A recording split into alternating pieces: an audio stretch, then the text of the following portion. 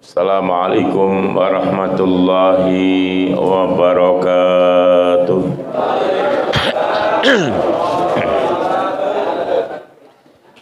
Bismillah, alhamdulillah, innal hamdalillahi nahmaduhu wa nasta'inuhu wa nastaghfiruh wa na'udzu billahi min syururi anfusina wa min sayyiati a'malina. May yahdillahu fala mudilla lahu wa may yudlil fala hadiyalah. Asyhadu an la ilaha illallah wahdahu la syarikalah wa asyhadu anna Muhammadan abduhu wa rasuluh. Allahumma shalli wa sallim wa barik ala sayyidina Muhammadin ibni Abdillah wa ala alihi wa sahbihi wa mawalah. Subhanaka la ilma lana illa ma 'allamtana innaka antal alimul hakim. Rabbi shrah li sadri wa yassir li amri wahlul 'uqdatam min lisani yafqahu qawli. Amma ba'du, yang saya hormati para asatidz, para tokoh masyarakat dan seluruh jamaah Majelis Darul Muhibbin yang mudah-mudahan semuanya dalam ridho dan rahmat Allah Subhanahu wa taala. Alhamdulillah, malam ini kita kembali dituntun Allah, dipilih Allah untuk hadir di majelis kita ini dalam rangka pertama bersilaturahim sesama kita. Nomor dua, kita ingin menuntut ilmu dalam rangka mencari ridho dan rahmat Allah Subhanahu wa taala. Mudah-mudahan apa yang kita dapat akan menuntun kita ke jalan Allah Subhanahu wa taala. Amin ya rabbal alamin. Jamaah yang dimuliakan Allah, saya ulang dulu sedikit kemarin biar enggak terlalu lupa. Terakhir kemarin kita bicara tentang bangkai ya.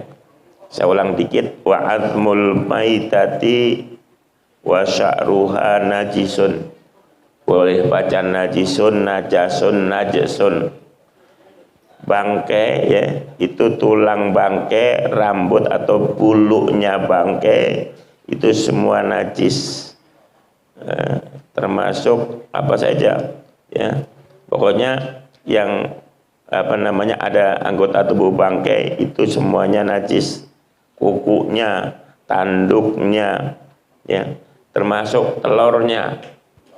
Misalnya ada ayam mati, ternyata di dalam ada telur. Telur itu najis, tapi ada syarat. Najis kalau telur itu cangkangnya belum keras. Kalau cangkangnya sudah keras, meskipun ada di dalam bangkai, itu telur halal dimakan. Jadi misalnya iseng-iseng ada ayam udah belatungan gitu mati, dicolek-colek itu ada telurnya. Ternyata cangkangnya udah keras, itu halal ya. Itu telurnya nggak najis, walaupun kulitnya terkena najis, tapi dalam telur tidak najis, boleh dimakan. Bahkan menurut sebagian ulama, semua telur itu najis. Semua telur itu halal meskipun keluar dari binatang yang tidak halal. Penyu itu haram, tapi telurnya halal. Cicak itu haram, tapi telurnya nggak apa-apa, sekali-sekali goreng telur cicak, bikin telur asin ya. Telur tokek misalnya halal ya, semua halal kalau masih telur ya. Kemudian ini sama juga gini, ini kan keluar dari dalam bangkai gitu kan, asal memang itu bisa netes, sudah cangkangnya kuat, itu halal. Termasuk biji-bijian. Misalnya ada ada kopi luwak ya. Apa luwak itu? Musang. Dulu ada tanya jawab, saya dengar itu. Ya, orang sebelah sono katanya, awas kopi luwak haram katanya. Karena kopi luwak itu keluar dari perut atau diberakin oleh musang. Mungkin dia ngarang sendiri ya. Yang betul haram apa enggak? Kalau keluar dari musang masih berupa biji yang utuh, yang kalau ditanam bisa numbuh, itu kopi bukan barang najis tapi terkena najis. Ini yang harus kita bedakan. Ada barang kena najis, ada barang yang memang najis. Mohon maaf, tai itu najis, ya, jadi nggak bisa dicuci tainya ya. Tapi barang yang kena tai itu namanya kena najis, itu bisa dicuci, ya. Makanya kopi luwak itu kalau kopi keluar masih utuh, ya artinya kalau mau ditumbuh bisa tanam, bisa numbuh, bisa kalau ditanam bisa numbuh. Ini kopi bukan barang najis, tapi barang terkena, maka boleh dicuci, ya. Lalu dimasak, dimakan boleh. Jadi jangan salah.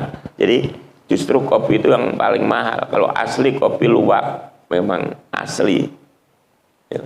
Keluar dari perutnya itu asli, nggak ada campuran. Itu per kilo bisa jutaan harganya. Jadi kalau ada orang di pasaran jual kopi luwak sekilo 100.000 pasti bohong, ya, nggak mungkin, ya. Ngambilnya aja itu kan di hutan biasanya, ya. Jadi kopi luwak itu halal kalau memang belum nggak rusak, artinya kalau ditanam bisa tumbuh. Termasuk tadi ada telur di dalam bangkai, kalau cangkangnya sudah keras itu telur halal meskipun ada dalam bangkai, ya.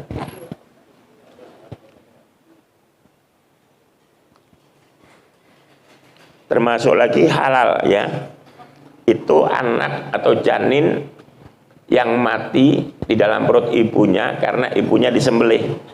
Ada orang motong kambing, dia nggak tahu kalau kambingnya bunting, itu dipotong, dikulitin, katanya dalam ada anak. Bagaimana hukumnya? Anak itu halal karena memang cara menyembelih janin itu dengan cara menyembelih ibunya. Dengan kata lain, kalau ibunya disembelih, maka daging janin itu sama seperti daging ibunya, gitu ya. Nggak apa-apa, halal. Malah itu masih bersih, perutnya bersih, ya. Nggak usah dikulitin lagi, langsung di sop utuhan gitu. Faslun fi bayani ma yahrumu isti'maluhu minal awani wa ma yajuzu. Fasal tentang sesuatu yang haram atau wadah, ya. Wadah yang haram digunakan dan wadah yang boleh digunakan. Wadah itu seperti gelas, piring, mangkok, ember, itu wadah, ya. Ada yang haram, ada yang halal. Wa bada abil awwali, lalu musannif pengarang kitab ini memulai dengan yang pertama, yang haram. Faqala wala yajuzu fi ghairi daruratin li rajulin aw imra'atin isti'malu syai'in min awani dhahabi wal fiddati la fi aklin wala fi syurbin wala ghairihima, ya. Tidak boleh menggunakan wadah yang terbuat dari emas atau perak kecuali darurat, ya. Baik bagi laki perempuan nggak boleh, baik untuk makan, untuk minum juga yang lain. Jadi jangan mentang-mentang kaya bikin gelasnya dari emas, haram. Kenapa? Ini israf namanya, berlebihan, ya. Nggak boleh. Sementara orang mau makan aja susah, ini makannya udah mewah, lauknya mewah, pakai tempatnya, piringnya piring emas, sendok emas, nggak boleh, ya. Jadi wadah-wadah yang terbuat dari emas dan perak itu haram, ya. Meskipun perempuan yang pakai tetap haram, kecuali perempuan pakai emas untuk perhiasan, gelang, kalung boleh. Tapi kalau wadah terbuat dari emas itu haram hukumnya, menggunakannya haram. Wa kadza yahrumu isti'malu ma dzukira yahrumu ittikhadhuhu min ghairi isti'malin fil asah, ya. Wa kama yahrum, sebagaimana haram memakai atau menggunakan wadah dari emas dan perak, maka haram juga menyimpannya. Ada orang mungkin koleksi gelas-gelas kecil dari emas misalnya, buat koleksi, disimpan. itu haram juga. Kalau makainya haram, nyimpen juga haram. Kenapa? Karena dengan disimpan itu bisa berpotensi ntar dia lupa make. Makanya kalau ada yang punya dikasih orang, misalnya ada cangkir benar-benar emas, ya harus dilebur, ya disimpan aja haram. Berarti kalau nggak dilebur, nyimpen berarti tiap hari itu dosa bertambah. Semakin lama barang itu disimpan, semakin banyak dosa yang dikumpulkan. Jadi kayak argo, jalan dia dosanya. Saya dikasih orang gelas emas, langsung saya simpen. Mulai detik ini, dosa saya nambah terus. Dosa dari nyimpen ini. Gitu. Makanya kalau ada sesegera mungkin dirubah bentuk lah ya, dibuat gelang, kalung boleh, ya, jual ya. Tapi ada emas yang nggak laku, emas dari Jeporo itu nggak laku, dari Kudus, emas Jawa maksudnya.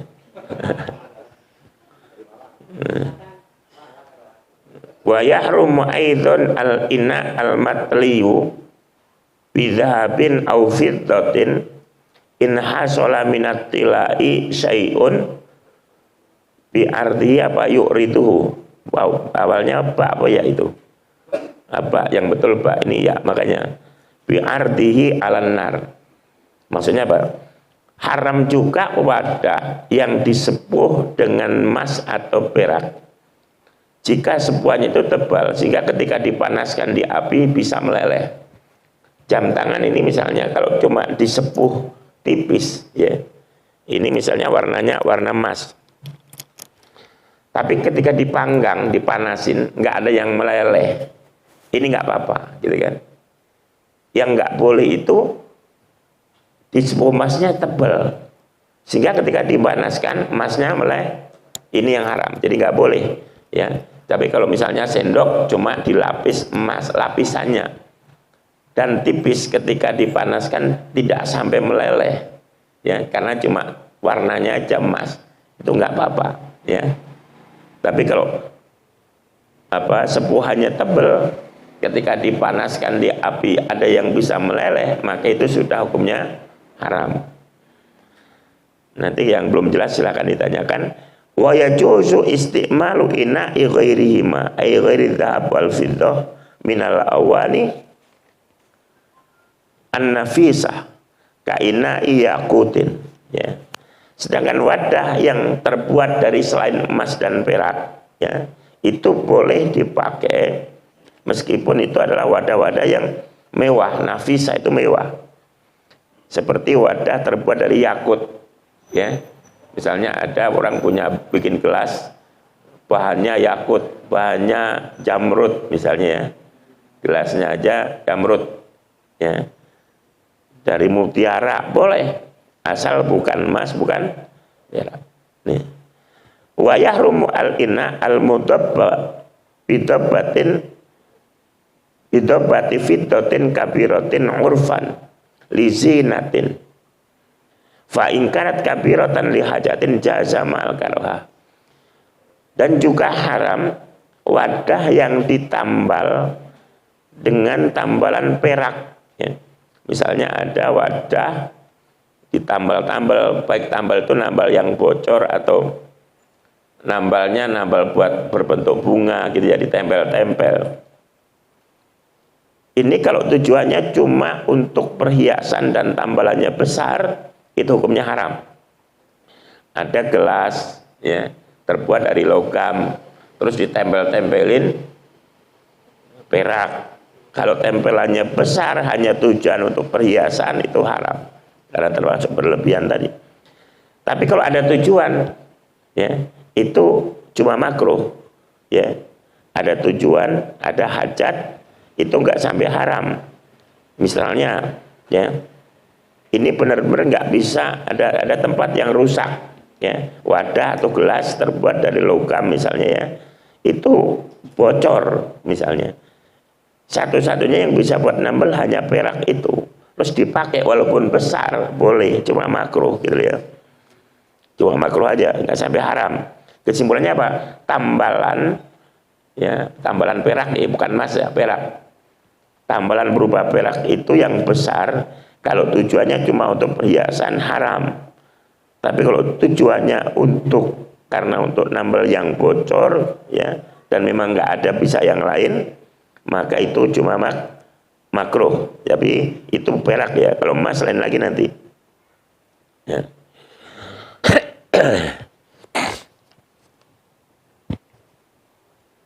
Au saghiratan urfan li zinatin kurihat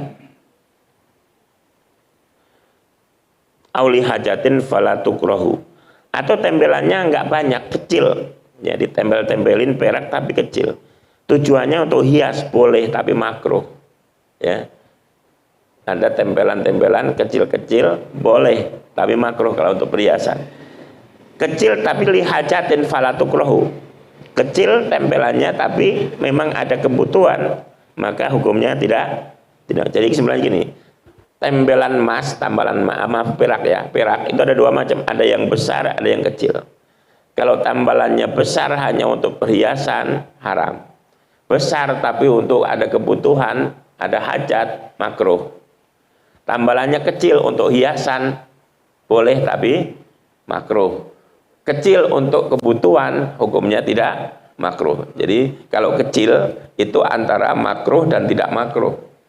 Kalau yang besar antara haram dan makruh, gitu. Bedanya di situ. Kalau ada hajat, ada kebutuhan dan besar itu makruh.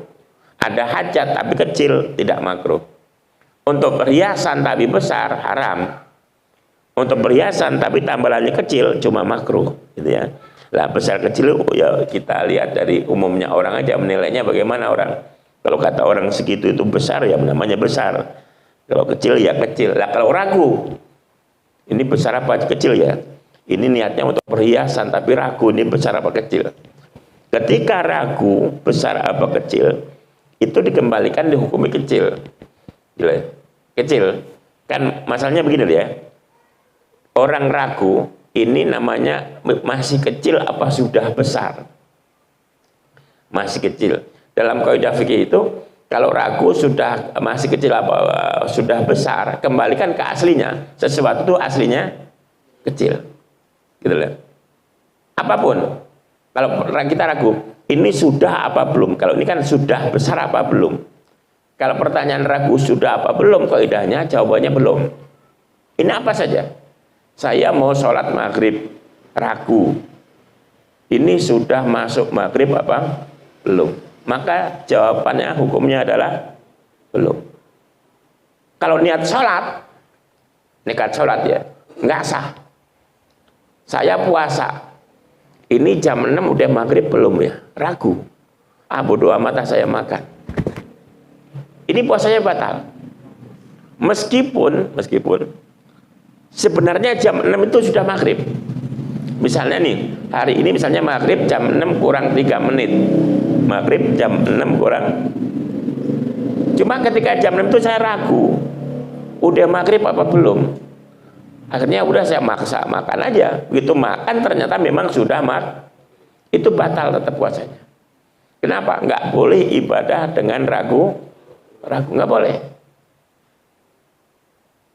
Sebaliknya saya mau sahur, ragu, kebetulan jam nggak punya, HP nggak punya, pokoknya petunjuk waktu nggak punya.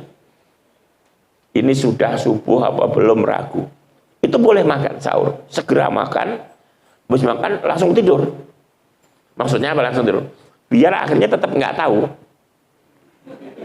Oh iya, memang gitu caranya. Sebab kalau akhirnya tahu, begitu selesai makan, ngerokok lagi ngerokok, orang pulang dari masjid ya habis jamaah subuh, berarti ketahuan tadi makan sudah subuh, nggak sah puasa. Kalau makan buru-buru, udah berusaha ngeliat waktu, jam nggak punya, ngintip keluar kok masih sepi, nggak ada, ya kan? Makan, habis makan tidur, itu puasanya sah. Sampai siang pun tadi saya juga nggak tahu, saya sahur jam berapa nggak tahu. Kalau nggak tahu, karena kalau ragu sudah apa belum, hukumnya belum. Kita punya utang, ya. Saya punya utang ke warung rokok. Dulu pernah ngopi di situ, pernah punya utang. Ini pasti karena kelamaan ini sampai lupa nih. Nanya, Mas, aku 2 tahun yang lalu kan di sini ngopi ya, utang ya waktu itu sama rokok sebungkus. Aku udah bayar belum ya? Aku lupa katanya. Aku ragu. Kata Masnya, saya juga lupa katanya. Nanti keseringan utang sih katanya. Masnya ragu, kita ragu. Sudah apa belum? Maka jawabnya belum, harus bayar lagi. Memang begitu. Sudah bayar belum? Gitu kan. Makanya nanti kalau ada yang datang ke rumah tanya, utangku dibayar belum? Jawab aja nggak tahu. Karena kalau nggak tahu dia tetap ragu kan. Begitu dibayar, kita ajak dia makan. Begitu makan, sebenarnya kamu dibayar utang. Nah, uangnya mana tadi? Ya tadi kita makan. Nah, kita ajak makan ya. Ya, memang gitu. Kalau sudah apa belum hukumnya? Saya sudah bayar, tapi lunas apa belum? Ya belum. Saya punya utang puasa 2 tahun yang lalu. Saya lupa udah saya kodok apa belum. Selalu kalau sudah apa belum berarti saya sholat. Ini saya udah masuk rakaat ketiga apa belum? Apa baru 2? Jadi ragu. Ini baru 2 apa sudah 3? Jadi ragu lainnya apa? Saya sudah masuk ketiga belum? Kalau itu ragunya berarti belum. Gitu ya. Berarti belum.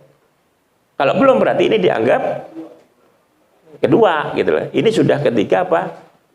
Kedua, berarti 2. Ya. Itu caranya. Jadi nggak boleh ragu. Kalau ragu kita paksa bodo amat 3 aja, batal. Ya. Bagaimana kalau jadi imam?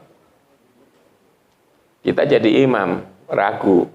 Ini 3 apa 2? Akhirnya dia tasyahud kan? Makmumnya subhanallah, dia tetap ragu, tetap nggak ingat. Itu nggak boleh loh ngikut makmum ya. Kalau saya jadi imam, saya yakin ini 2, saya yakin. Makmum ngotot, ini udah harusnya 3 gitu, harusnya berdiri saya kok duduk lagi. Tapi ketika makmum subhanallah, saya tetap yakin ini 2, saya nggak boleh ikut makmum. Terus makmumnya bagaimana? Lihat imam dibilangin ngotot duduk. Makmumnya pun nggak boleh duduk. Makmum pakai keyakinannya sendiri. Bodo amat imam, saya tinggal. Ya. Ngelihat imam seperti ini, makmum harus memisahkan diri. Ya, memisahkan diri.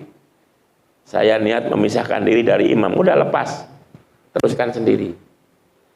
Atau juga ada juga menurut pendapat boleh kita tungguin. Kan nanti imam akhirnya berdiri juga, gitu kan? Imam berdiri, ikut aja terus, gitu kan.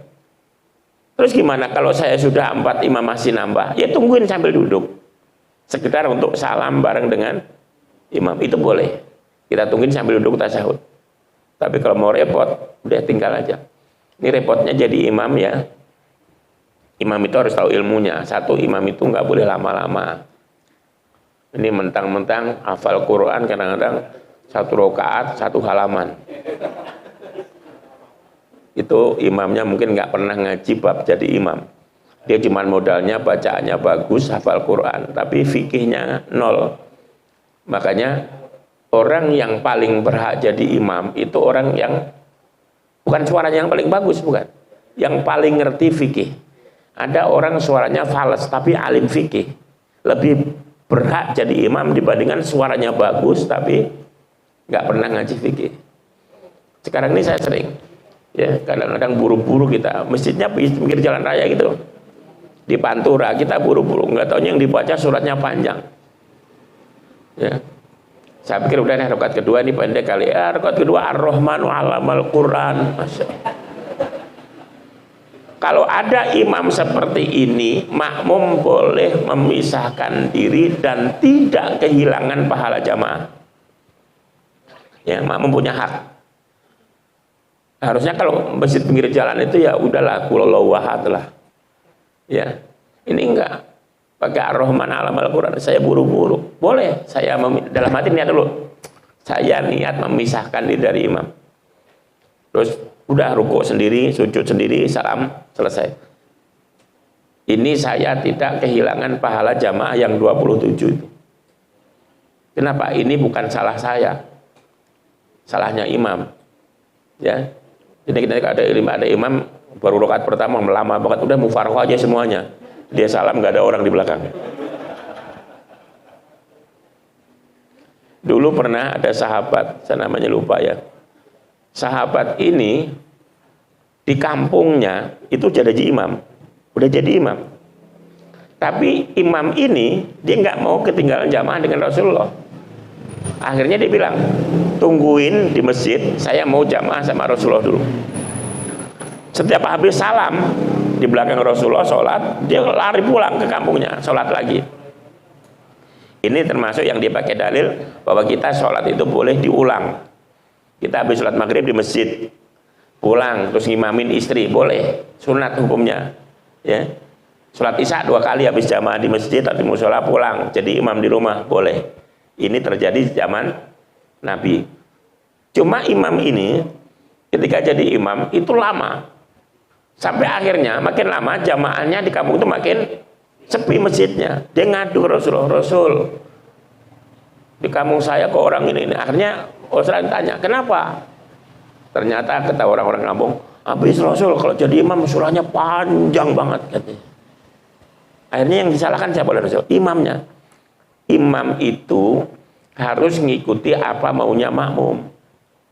Kalau perlu tanya, tarawih misalnya, mau surah yang pendek-pendek atau mau khatam Quran, tanya gitu. Kalau nggak jawab berarti nggak setuju, harus jawab. Ditanya misalnya, saya jadi imam, mau setiap malam 1 juz misalnya, kalau diem saya nggak boleh, karena dia bingung mau jawab enggak, guru saya, mau jawab iya, berat amat rasanya. Ya kalau setiap malam 1 juz gitu kan, 1 juz itu kan 10 lembar, 20 halaman. Berarti 1 rakaat 1 halaman. Ya. 1 rakaat 1 halaman. 1 kali tarawih 2 rakaat, berarti 1 lembar, gitu kan. Jadi harus dijawab iya, setuju mau khatam Quran sebulan, gitu kan. Kita pokoknya malam 1 juz. Kalau jawab iya setuju baru boleh. Kalau diem nggak boleh. Ya, karena diam jadi berarti yang tadi mau jawab enggak enak, mau jawab iya kelamaan. Sebenarnya gampang. Kalau di musola ini rame, terus tarawih rame tadi, kenapa kok sepi? Ternyata ada sebelah sana yang agak cepat, orang pada pindah ke sana misalnya, berarti yang salah imamnya di sini. Umumin besok, kita juga ngebut mulai besok gitu. Ya tapi tetap ngebutnya dalam batas-batas yang tidak mengurangi syarat rukunnya. Jangan ngebut yang kayak di Blitar itu. Kedengarannya cuma bismillah sama walad dolinnya. Bismillahirrahmanirrahim dolin gitu. Bismillahirrahmanirrahim dolin gitu. Ini mah kita nggak boleh ngikutin ya. Kita boleh cepat tapi tetap harus tumakninahnya dijaga. Ya. Intinya imam harus sesuai apa maunya makmum, nggak boleh kelamaan.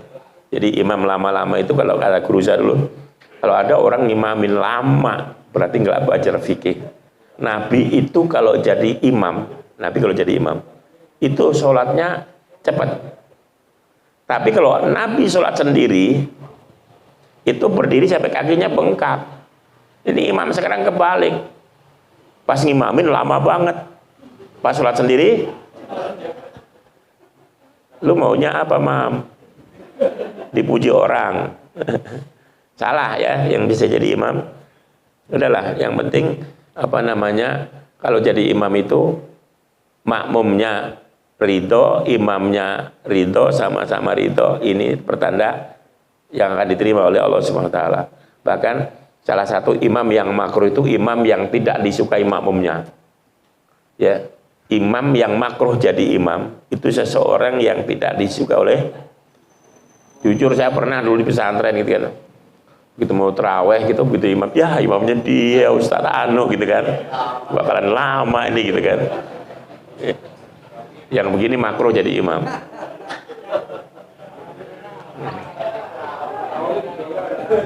Besok Ustaz Mukmin mulai puasa besok ngebut ini. Ya, nggak boleh, imam nggak boleh lama-lama. Imam harus nyenengin Jangan sampai kita jadi sopir penumpang pada turun jalan semua. Ya, kenapa? Mungkin imamnya terlalu lambat atau imamnya zigzag. Ada posisi tidur disikat juga gitu kan, ngebut gitu kan. Berarti yang salah bukan yang penumpangnya ya. Nah. Kenapa tadi sampai ngomong ke situ-situ? Nah, jadi kembali lagi apa namanya? Wadah tadi ya. Tambalan yang dari perak itu kalau besar tujuannya hanya untuk hiasan, itu haram. Besar tambalannya tapi tujuannya untuk perluan untuk nambal yang bocor, maka makruh. Kalau tambalannya kecil untuk perhiasan itu makruh. Tambalannya kecil tapi untuk kebutuhan karena ada keperluan hukumnya tidak makruh. Ini gara-gara tadi ngomong, kalau ragu ini besar apa kecil maka hukumnya kecil. Ya, besar apa kecil hukumnya kecil. Tadi kembali kalau sudah apa belum berarti belum. Punya utang udah bayar apa belum? Belum. Semua belum. Apa aja? Saya ke warung makan, lalu ngambil apa tempe, ngambil tahu. Tadi 9 apa 10? Sudah 10 apa belum? Ya mestinya belum, tapi ya kalau saya daripada saya makan punya orang, saya lebihin. Saya pernah ragu-ragu, berapa tadi ya? Saya mau dari enaknya sambil ngobrol lupa. Tadi makan 5 apa 6 ya? Ya udah 6 aja deh kalau urusan itu. Toh kan kue harganya berapa sih? Gitu kan. Kalau memang akhirnya saya makan 5 bayar 6 kan jadi sedekah. Ini termasuk sedekah siri. Sedekah siri namanya. Yang apa aja ya. Sudah bayar apa belum? Belum. Sudah isya apa belum? Belum. Sudah imsak apa belum? Belum. Sudah maghrib apa belum? Belum. Ya, ketika belum, ya jangan nekat melaksanakan, maka batal puasanya, sholatnya batal. Ini udah maghrib belum? Abu Doamat sholat maghrib jam 6. Ternyata habis itu baru tahu jam 6 memang sudah, tetap sholatnya tidak sah. Ini untuk ibadah. Beda kalau muamalah jual beli, saya ragu atau saya nggak tahu. Saya pikir nih HP saya di kantong, ini HP orang, siapa ini? Udah niat nyolong saya. Habis itu saya tanya, oh cepetan murah berapa? 500.000 cepetan 500.000. Biar orang gitu. Enggak tanya HP saya sendiri yang saya jual. Sah apa enggak? Sah. Meskipun waktu jual merasa jual HP orang. Sebaliknya, saya ngerasa jual HP saya sendiri. Ya, saya ngerasa yakin ini HP saya sendiri. Ternyata begitu saya jual itu HP itu nggak sah. Ini bedanya. Jadi kalau ibadah tergantung keyakinan, bukan kenyataan. Ya. Tapi kalau jual beli, dua-duanya keyakinan dan kenyataan lu sama. Saya yakin HP saya, yakin. Begitu saya jual ternyata HP orang nggak sah. Gitu loh. Ya. Harus dua-duanya, ya. Gigi pakai emas. Itu ada yang mengatakan kalau laki-laki tetap nggak boleh gigi emas ya. Ya, kecuali nggak ada yang lain. Mas beneran tadi ya, bukan perak ya. Kalau laki-laki kan memang nggak boleh pakai emas. Kenapa? Ya masa jeruk makan jeruk, emas makan emas, gitu kan? Enggak, intinya enggak. Memang ada penelitian ternyata laki-laki pakai emas itu tidak bagus apa? Bisa mengganggu kesehatan. Jadi kandungan emas itu cocoknya memang untuk perempuan. Ya, ternyata memang apa yang disyariatkan Nabi, meskipun orang belum tahu untuk apa, belum pernah ada penelitian, ternyata di abad modern bisa dibuktikan semua syariat itu mengandung manfaat. Termasuk dulu, ini cerita, dulu ada sekelompok profesor-profesor orang kafir, itu bisa menemukan daun itu bersuara. Dengan alat khusus bisa menangkap suara daun-daunan. Ya kan? Akhirnya ini bingung, kok dari mana daun? Di mana mulutnya daun gitu kan? Akhirnya bergabunglah profesor muslim. Dia nggak pakai lama-lama. Bagaimana pendapat Anda? Langsung buka Quran. Sabbahalillahi ma fis samawati wa ma, semua yang di langit dan yang di bumi bertasbih, gitu kan. Akhirnya divisualkan dengan alat canggih, divisualkan apa suaranya.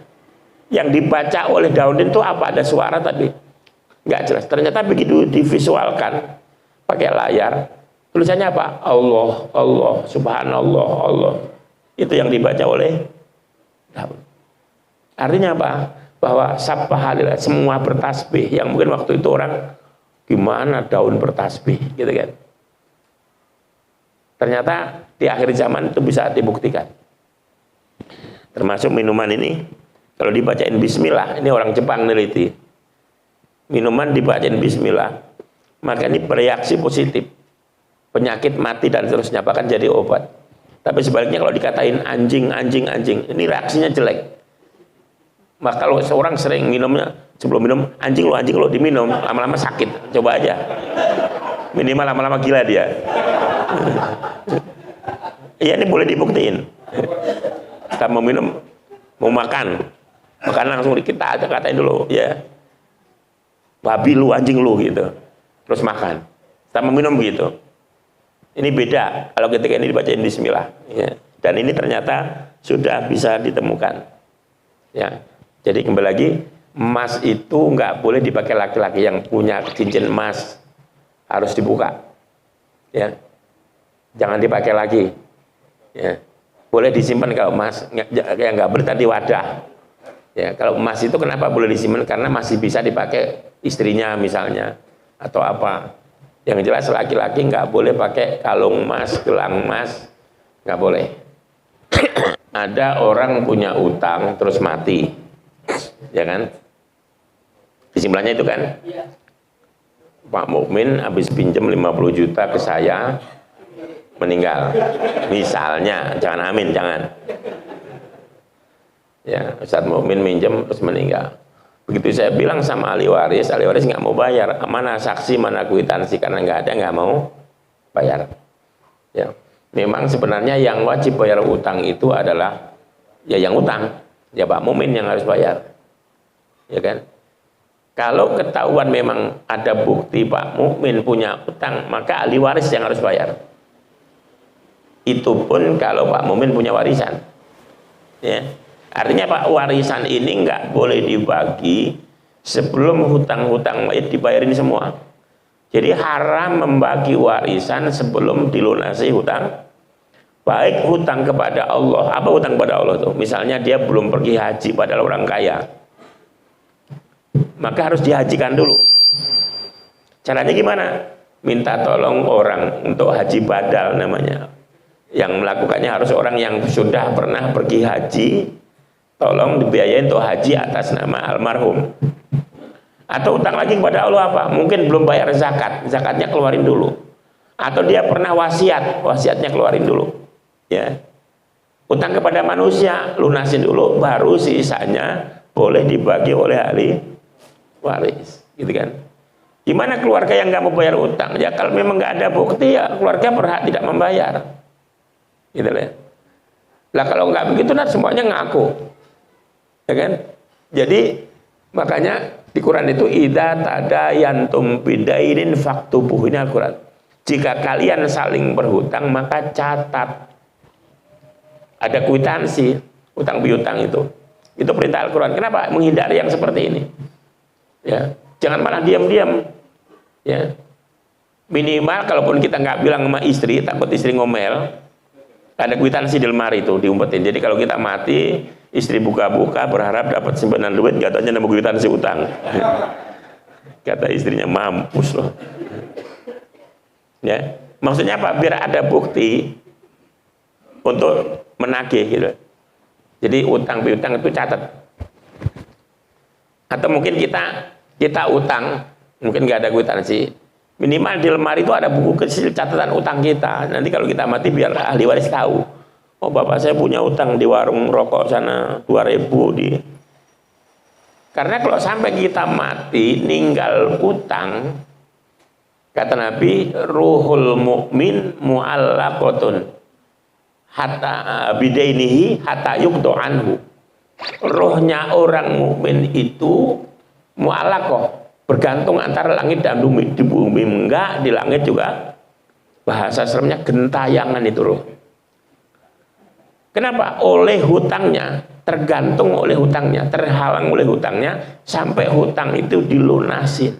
Siapapun yang lunasin, mau ahli warisnya, mau temannya, atau mungkin yang ngutangin membebaskan, ya. Maka yang bagus kalau kita teman akrab nih, saya Pak Mumin teman akrab, namanya akrab, mungkin pernah saling utang kan, takut lupa. Begitu Pak Mumin mati, saya bilang, Pak Mumin kalau nanti punya utang saya bebasin, itu yang bagus. Sebaliknya kalau saya mati gitu juga, artinya takut ada utang yang belum lunas, karena kita temen kan biasa nggak tahu gitu kan. Yang bagus itu, ya, kecuali utangnya gede, ya ntar dulu ngomong sama keluarganya, sama istrinya ya. Kalau utang cuma 100.000 sampai 1 juta ya udahlah, ya, ikhlasin aja. Malu kita nagih sama keluarganya, ya, ikhlasin. Kenapa tadi resikonya? Kalau sampai mati utang masih ada, itu akan membuat roh itu nggak akan sampai di tempat yang sudah disiapkan oleh Allah. Kan ada rohnya orang mukmin, setiap orang mukmin meninggal, itu ada tempat transit rohnya, ya. Semua ke situ rohnya orang mukmin. Sampai disebutkan dalam kitab At-Tadhkirah fi Ahwalil Mauta karangan Imam Qurtubi, ya. Di sana disebutkan ada bab khusus namanya tazawurul arwah. Ternyata roh itu di sana saling berkunjung, saling bersilaturahmi. Kalau di sini mungkin saya ke Pak Mumin ngopi, gitu kan, enggak. Roh itu di sana begitu juga. Setiap ada yang meninggal, ya disambut. Wah, ente sekarang sini ngumpul. Misalnya, ini Bang Wawan meninggal, ketemu kakeknya di sana. Lu, katanya. Ngapain lu mati? Gitu.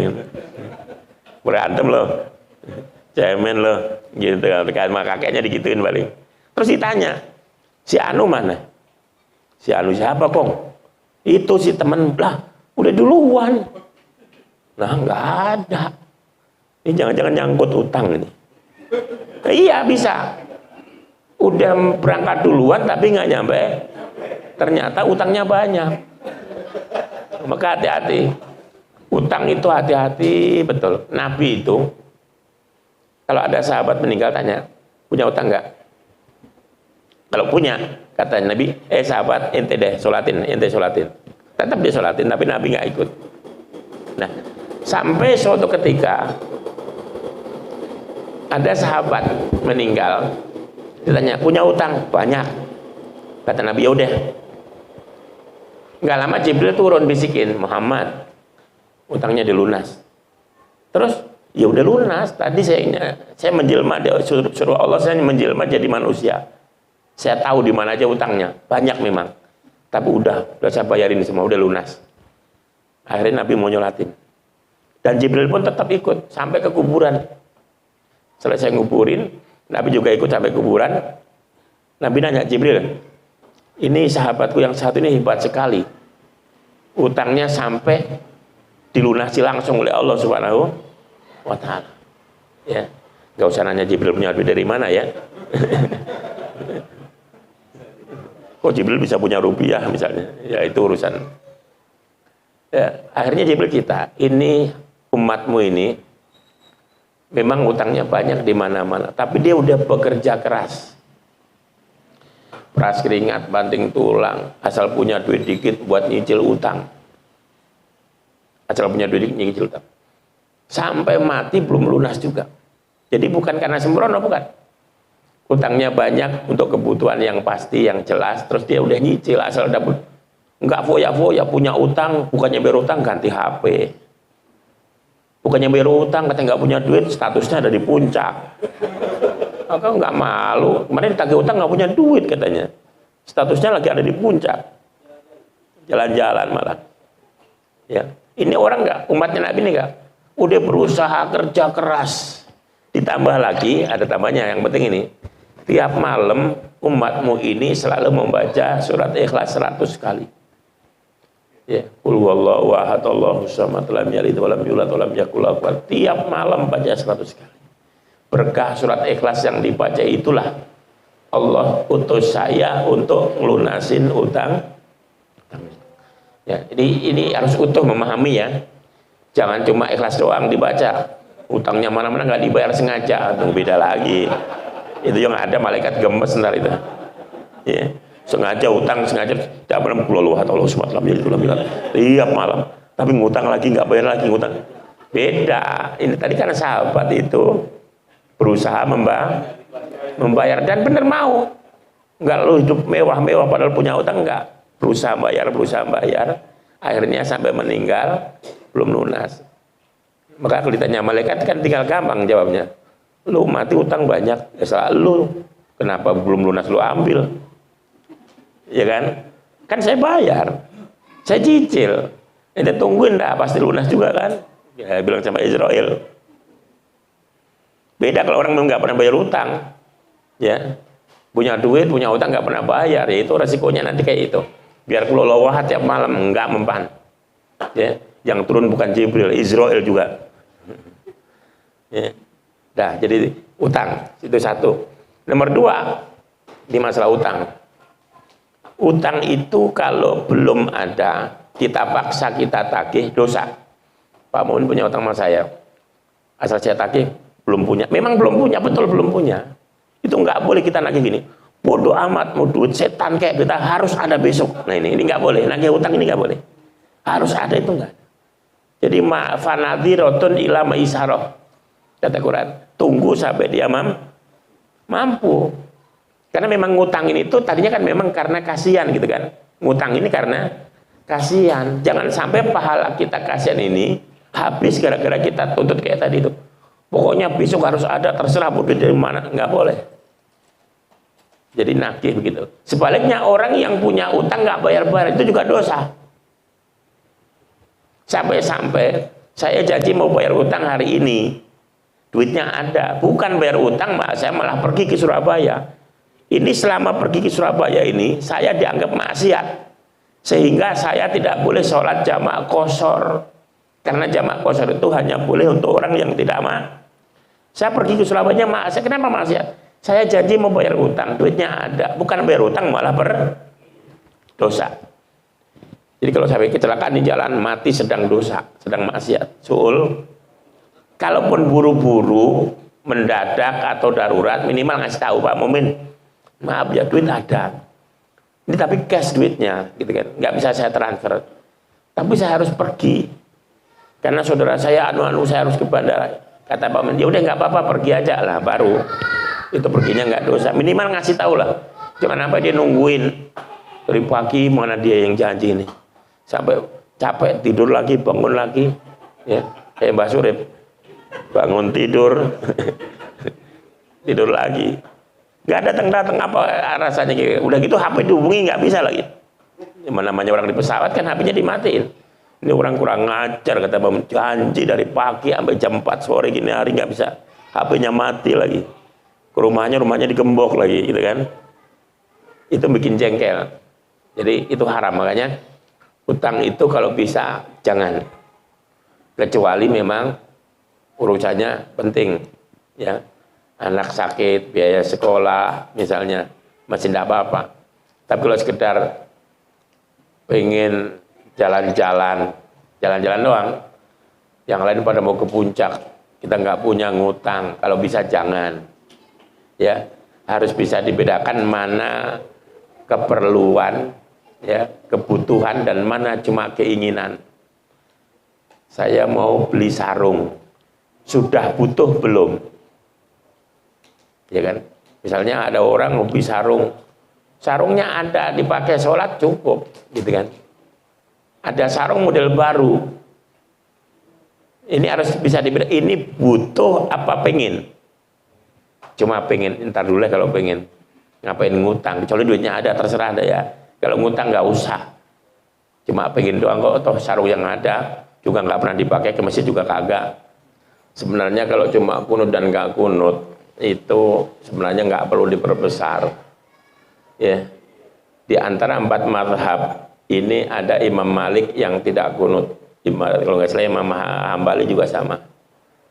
Artinya kalau kita kebetulan bermakmum kepada imam yang tidak kunut, kita kalau memang dia ruku iktidalnya lama, kita bisa kunut sendiri, nggak perlu ngangkat tangan, nggak apa-apa, baca aja. Atau nanti terakhir waktu imam udah salam, kita bisa sujud sahwi. Ada solusinya, ya. Saya makmum nih, ternyata imam saya pernah teman saya yang memang nggak kunut, dia jadi imam saya, ya udah saya ikut aja. Begitu udah tasyahud, dia assalamualaikum warahmatullahi wabarakatuh, saya nggak ikut kunut, nggak ikut salam, saya sujud dulu 2 kali, namanya sujud namanya sujud sahwi, sujud karena lupa memang asalnya, tapi walaupun sengaja pun tetap sunnah sujud. Tadi kan saya nggak kunut sengaja kan, ngikutin temen, itu tetap sunnah. Jadi walaupun namanya sujud sahwi, sujud karena lupa, itu cuma nama, ya, apalah arti sebuah nama. Soalnya aja namanya kebun kosong, kampung kebun kosong udah nggak ada yang kosong, udah rapat itu rumah kan, jadi cuma nama, nggak apa-apa. Jadi ada solusi, tetap aja mestinya nggak usah gara-gara kunut lalu nggak saling negor, nggak usah. Ya kalau hukumnya sah, tetap sah. Misalnya di masjid ada 2 kelompok kunut dan kelompok nggak kunut misalnya, itu sah, ya. Cuman malaikat bingung, loh segitunya sih, gitu. Ya, saya biasa makmum kepada orang yang nggak kunut, terutama kalau lagi haji umroh, itu tiap subuh makmum kepada imam yang nggak kunut. Ya, tapi hebatnya saya sudah situ begitu pulang berkunjung ke Indonesia, diminta jadi imam subuh di Istiqlal, belum kunut. Padahal seumur-umur jadi imam di Masjidil Haram tuh nggak pernah. Ini yang benar gitu loh. Jadi kalau saya jadi imam di masjid mana, saya bisa menyesuaikan. Misalnya saya jadi imam di masjid yang komunitas nggak kunut, dibisikin nggak usah kunut, iya, cuman nggak kunut kok, nggak apa-apa, gitu kan, asal jangan nggak lu kasih transport aja gua. Nggak kunut biasa. Kenapa? Menghormat orang. Imam Syafi'i yang paling getol soal kunut. Beliau pernah sholat di samping makam, kalau nggak salah Imam Hanafi. Pokoknya ini yang di makam ini ulama besar yang tidak ulama besar. Di situ beliau sholat nggak pakai kunut. Ditanya muridnya, guru, kok nggak kunut? Lupa apa sengaja? Sengaja. Kenapa? Kunut itu sunat, hormat sama orang tua hukumnya wajib. Jadi saya nggak kunut, saya tinggalkan yang sunat. Kenapa? Saya menghormati guru. Hormat guru hukumnya apa? Ini zaman dulu perbedaan itu terjadi, tapi saling menghormati. Jadi damai. Ya. Kenapa? Dia ini berbeda dengan gurunya, tapi tetap dia guru saya walaupun saya berbeda. Saya tetap hormat, cium tangan, tetap saya hormati. Saya bisa seperti ini karena beliau, gitu loh. Ya.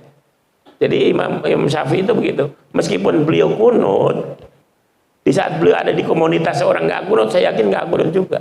Kenapa? Menghormat orang lah, saling menghormati gitu loh, hidup itu. Ya, nggak usah merasa paling benar, yang lain semuanya neraka gitu kan. Ini yang payah seperti itu. Jadi umat dibikin pecah. Intinya di masjid 2 sholat sah dua-duanya. Ya, yang kunut sah, yang nggak kunut juga banyakkan mana pahalanya? Yang kunut lah, udah pakai tambah doa kok. Tapi cara sah, saya bilang sah, karena menurut mazhab Syafi'i sendiri kunut tidak wajib. Tapi walaupun nggak wajib jangan ditinggalin. Ya, orang yang biasa ninggalin yang sunat itu dikhawatirkan meninggalnya suul khotimah. Kenapa? Orang yang biasa ninggalin sunat lama-lama berani ninggalin yang wajib. Orang yang berani zina ini nggak langsung berani. Pertama ketemu cewek aja dia gemetar, karena sering ketemu, lama-lama berani. Begitu berani ngobrol, mau megang tangan takut, lama-lama berani megang tangan. Lama-lama yang dipegang bukan hanya tangan, semua dipegang. Hanya megang nggak puas, lama-lama ya zina akhirnya. Jadi membiasakan dosa kecil itu kalau nggak berhenti, nggak segera tobat, akan ujungnya masuk dosa yang besar. Hati-hati. Gitu ya. Tapi sebaliknya, kalau orang yang rajin sholat sunat, ibadah yang sunat semua dikerjakan, pasti fardunya bagus. Kenapa? Kalau yang sunat aja dikerjain, apalagi yang wajib gitu lah, ya. Dia sayang ninggalin yang sunat. Kalau yang sunat aja sayang ditinggalkan, apalagi yang wajib. Makanya walaupun kunut itu sunnah, ya jangan ditinggalin. Kecuali tadi, misalnya saya jamaah di komunitas memang orang madhabnya madhab yang nggak kunut, madhab maliki misalnya. Saya jadi imam, ya udah sebaiknya ya nggak usah kunut, nggak usah bikin gara-gara. Ini kadang-kadang gini, kita ini biasa dia bisa kita kunut. Dia suruh jadi imam, mau kalau mau harusnya kunut gitu loh. Kayaknya sengaja nantangin kadang-kadang, ini yang ngeselin kadang-kadang. Kalau nggak mau kunut, jangan mau jadi imam di sini. Katanya kan gitu. Kayak kita, kalau kita di tempat lain suruh nggak kunut, iya siap. Persaudaraan lebih berharga daripada sekedar ibadah sunat kunut. Menjaga persaudaraan ini wajib gitu loh. Ini enggak ngimamin, apalagi nggak pakai disuruh lagi. Ngomong depan langsung Allah Akbar, nggak kunut, tonjok aja yang begini nih. Ya artinya bukan imam, tetap imamnya ada kalau dia nyelonong, maksudnya ya. Harusnya juga kalau dia ngimamin di tempat kita yang biasa kunut, ya kunut lah, ya. Toh kan nggak batal, menurut mereka pun nggak batal, cuma nggak sunat. Nggak sunat itu apa artinya? Menurut mereka kunut itu nggak ada pahalanya, nggak batalin sholat nggak. Padahal walaupun kunutnya nggak ada pahalanya, tapi niat menghormati orang kan ada pahalanya. Saya tadi waktu sholat nggak kunut, nggak dapat pahala kunut, nggak dapat, orang saya nggak kunut. Tapi saya dapat pahala menghormati orang, gitu loh. Jadi nggak rugi, tetap nggak rugi, gitu loh. Yang pertama, jadi imam sholat Jumat. Ini memang beda dengan sholat biasa. Kalau sholat biasa, sholat Isya jadi imam. Ingat di tengah jalan, ya lupa saya nggak niat imam. Itu saya terusin pun enggak apa-apa. Cuma kalau saya terusin saya dapat pahala 1, makmum saya dapat pahala 27, itu doang. Saya dianggap sholat sendiri, makmumnya sholat berjamaah. Kenapa saya nggak niat jadi imam? Tapi kalau sholat Jumat kan saya juga harus berjamaah. Kalau saya nggak berjamaah kan nggak sah. Sholat Jumat itu harus berjamaah. Bagaimana solusinya? Dalam kitab Fathul Mu'in ya, nanti dilihat lagi. Fathul Mu'in itu ada begini. Di anahnya, bukan di Fathul Mu'innya, di anah syarahnya Fathul Mu'in. Itu kita boleh diam-diam mengulang. Diam-diam aja. Jadi misalnya Allahu Akbar, udah Allahu Akbar gini. Iya, saya belum niat imaman. Gimana? Udah, kan niat dalam hati. Kan berarti belum sah nih. Kalau kita batalin kan. Caranya gimana? Ada caranya. Udah, kita nggak usah ngangkat tangan lagi, diam aja. Niat lagi. Dalam hati niat, saya niat salat Allahu Akbar. Jadi kita diam-diam takbiratul ihram lagi, tapi nggak pakai gini lagi, ya. Ntar kalau ngangkat tangan lagi yang di belakang bingung, ini sholat jenazah katanya. Jadi gini, tetap biasa. Udah Allahu Akbar, udah Allahu Akbar lagi niat. Kan niat itu adanya ketika mulut Allahu Akbar, hati niat. Jadi Allahu Akbar, Allah. Dalam hati saya niat sholat farad Jumat imaman akbar. Deh. Tapi tangannya nggak bergerak, tetap begini, itu sah. Makmum nggak tahu, biarin aja, nggak apa-apa, sama-sama sah. Ya. Tapi kalau kita batalkan jadi bubar nanti malahan. Itu caranya, ya, yang biasa jadi imam. Kalau ragu-ragu, itu sebenarnya nggak hanya di sholat Jumat, sholat biasa pun boleh. Sholat Isya nih, ragu tadi saya udah niat imam belum ya? Udah saya batalin, ya. Tapi diam-diam, nggak usah bilang-bilang, diam aja, tangannya tetap batalin, niat lagi, masuk lagi. Ya, itu nggak apa-apa, boleh. Ya, ini sebenarnya ini ilmu kelas tinggi nih, belum waktunya disampaikan di sini. Tapi nggak apa-apa ya, karena kitabnya itu bacanya harus semesternya ini udah S2 harusnya itu yang bahas. Kalau kita yakin Fatihahnya imam sholat Jumat ini nggak bener, ya yakin nggak bener, jelas salah menurut fikih memang. Jadi yang harus kita dulu gini. Enggak semua yang salah secara tajwid itu membatalkan sholat. Tidak semua yang salah menurut tajwid itu membatalkan.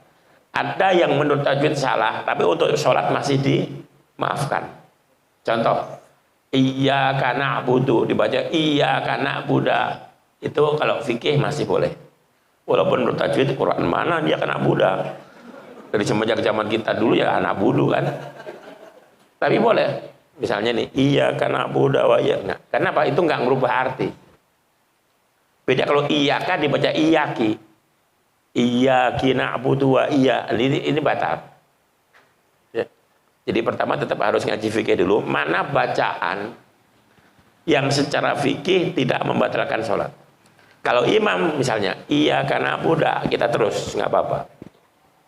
Kalau yang sering itu, iyanya nggak ditasdid.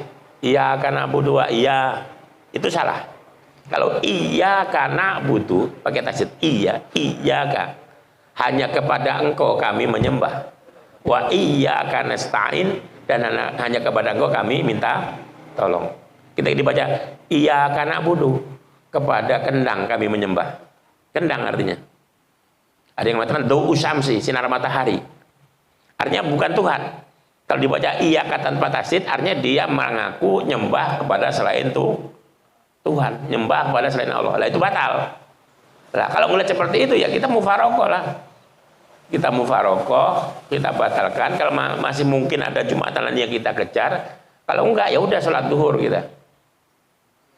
Kalau ragu-ragu bagaimana?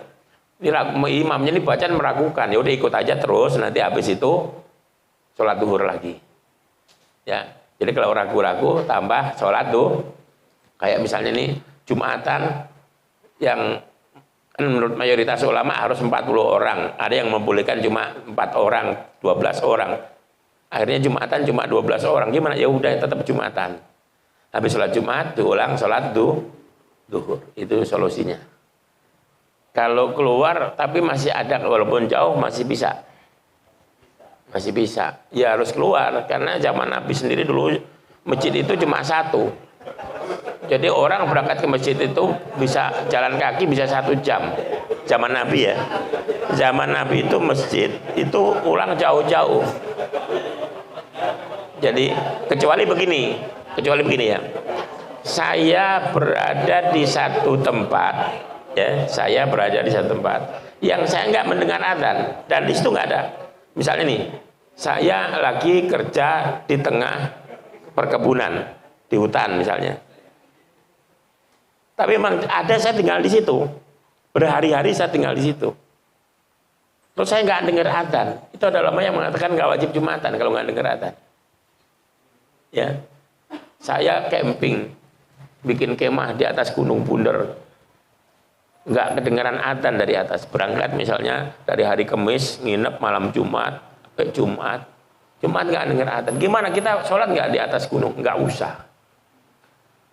Ya, tapi memang berangkatnya dari beda. Kalau gini yang nggak boleh, ini hari Jumat pagi saya mau pergi ke sana, terus kalau di sana nanti nggak Jumatan bagaimana? Jawabnya ya kira-kira tempat itu ada Jumatan nggak? Kalau berangkatnya pagi, Jumat pagi ke tempat kerja, kita tahu di situ nggak ada tempat untuk sholat Jumat, itu perginya aja udah haram. Saya berangkat pagi Jumat nih, pagi-pagi Jumat berangkat ke satu tempat yang saya nggak yakin bisa Jumatan, itu baru jalan aja udah haram. Keluar rumah itu udah dosa. Ya. Kenapa? Karena itu udah masuk hari Jumat. Kalau mau begitu berangkat sebelum subuh. Ini misalnya besok Jumat nih, berangkat jam 3, meninggalkan rumah. Sampai di kebun, ya udah meninggalkan kampung udah sebelum subuh. Di kebun nggak dengar adzan Jumat, itu nggak wajib Jumatan. Ya, kita bawa anak sekolah camping di mana gitu jauh dari perkampungan, nggak ada orang Jumatan di situ, nggak dengar, ya nggak usah Jumatan, sholat duhur. Tapi berangkatnya harus sebelum subuh hari Jumat atau hari Kamis berangkat kayak tadi ya, itu boleh. Tapi kalau Bang Dawam ini berangkatnya Jumat pagi tempat kerjaan, ya kan masih bisa keluar, apalagi cuma sekitar mana, di mana? Nah, BSD. BSD kan nggak jauh, cuma Bintaro sono dikit. Jadi justru menurut saya pahalanya lebih banyak daripada menghafal. Saya hafal Yasin, saya hafal ikut tahlilan. Saya nggak megang surah Yasin, saya hafal Yasin wal Quran la inna kalam al. Pahalanya lebih banyak yang megang Quran. Kenapa? ada kaidah makana aktsaru fi'lan kana aktsaru fadlan. Semakin banyak yang dikerjakan, semakin banyak pahala. Kalau saya nggak pegang, yang kerja cuman mulut sama pikiran saya. Begitu saya pegang, mata saya kerja, tangan saya kerja, mulut saya kerja.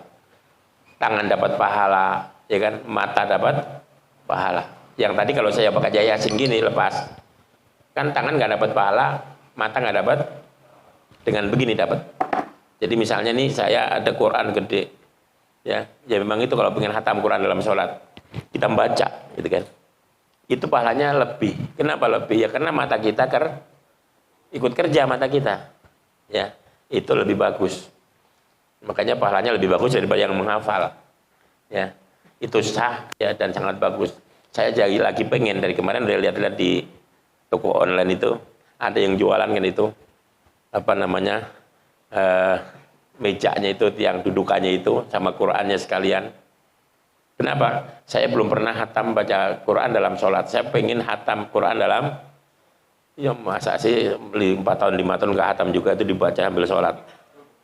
Sekali sholat dapat 1 halaman misalnya, besok halaman, jadi kan halaman 1, duhur, ntar asar halaman 2. Kalau rutin berarti 5 halaman sehari kan, 5 halaman. Itu kalau 1 juz kan 20 halaman. Berarti 4 hari dapat 1 kalau rutin, ya rutin. Kalau enggak ya masa iya sih enggak hatam. Insya Allah hatam. Pengen. Imam Syafi'i itu kalau di luar bulan Ramadan hatam Quran sehari sekali. Hatamnya ketika sholat. Bulan Ramadan hatam 2 kali. Jadi maghrib itu sholat maghrib hataman Quran. Ntar masuk isya terawih itu mulai lagi. Ntar subuh udah hatam lagi. Semuanya dibaca dalam sholat. Nah, kita ini kan orang nggak sholat aja jarang baca Quran. Padahal kalau saya ngetes gampang. Kalau saya main ke rumah murid saya gitu, pengen tahu ini anak baca Quran nggak? Ini kadang-kadang tolong dong menjemput Quran gitu. Begitu dikasih Qurannya berdebu, nggak pernah dibaca nih Quran. Tapi sekarang bisa aja ngeles. Saya bacanya dari HP Ustadz katanya. Ini setan juga ini. Udah cukup itu dulu ya. Insya Allah nanti sambung. Ya. Kalau tadi ngeliat mushaf gitu ya. Ya. Kemudian di tengah di pas ada ayat yang mau tidak mau harus membalik ayat itu. Enggak, insya Allah yang saya tahu itu Quran sudah didesain untuk 2 rakaat. Misalnya 2 rakaatnya sampai pojok misalnya. Nanti berikutnya itu mungkin disambungnya dari sebelumnya ini. Insya Allah seperti itu yang sepaham saya. Kalau enggak, ya terpaksa untuk itu ya harus dihafal untuk sedikit itu, selebihnya. Jadi tidak boleh ada pos untuk membalik itu ya. Sebenarnya membalik pun kalau asal bisa caranya itu bisa nggak batal. Membalik itu gerakan sholat yang batal kan 3 kali. Kalau sekali walaupun muter misalnya gini ya, saya gerak ini. Ini sekali loh. Kecuali gini berhenti. 2. Tapi kalau gini 1. Misalnya saya gatal ini punggung. Kan pasti gini kan? Muter kan? Ini 1 hitungnya. Bisa garuk-garuk jari, yang garuk-garuk itu nggak batal. Kalau gini-gini lah baru batal. Ini ngangkat sekali, garuk-garuk, balik lagi 2 kali udah. Nggak sampai 3. Cuman memang prakteknya susah karena Qurannya kan agak jauh. Ya kita ya pandai-pandai kita aja lah ngakalin. Mungkin kalau udah sampai ujung situ ya. Yang penting jangan ada gerakan yang membatal. Memang kalau mazhab lain kan ada. Kalau di kita sedang umroh haji itu ada orang lagi sholat, betul ini sorban gini-gini. Dan saya ngeliat sendiri orang sholat HP-nya bunyi, balesin SMS kan. Ya memang mazhab dia nggak batal gerakan seperti itu. Ada sebagian mazhab gerakan itu tidak membatalkan. Ya, ada. Kalau mazhab Syafi'i yang paling bagus sholat, mazhab Syafi'i. Makanya orang Indonesia itu kalau udah sholat, anteng khusyuk, orang sana enggak. Betulin sorban lah, kadang-kadang rokok HP lah. Gitu kan. Nah kalau kita kan, taruhlah itu sah ya. Tapi misalnya kan enggak sopan gitu loh. Di hadapan Allah membaca. Kalau HP-nya 2, yang sini bunyi gini lagi. Ya. Intinya itu. Jadi madzhab 4 ini memang beda-beda. Ya kalau bisa kita tetap khusyuk ya. Kita sadarkan sholat itu yang bagus kan. Ihsan itu apa? Kita ibadah seolah-olah melihat Allah. Kalau nggak bisa minimal merasa dilihat. Kita kalau sholat merasa dilihat Allah udah bagus.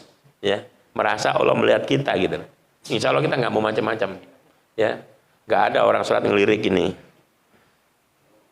Kalau kita yakin dilihat Allah, tapi akhirnya ini godaan kayak seperti dulu musim batu. Asal ngeliat jari orang aja. Lagi kadang-kadang yang sholat sengajain gitu, pakai batu yang bagus diunjol-unjolin gitu.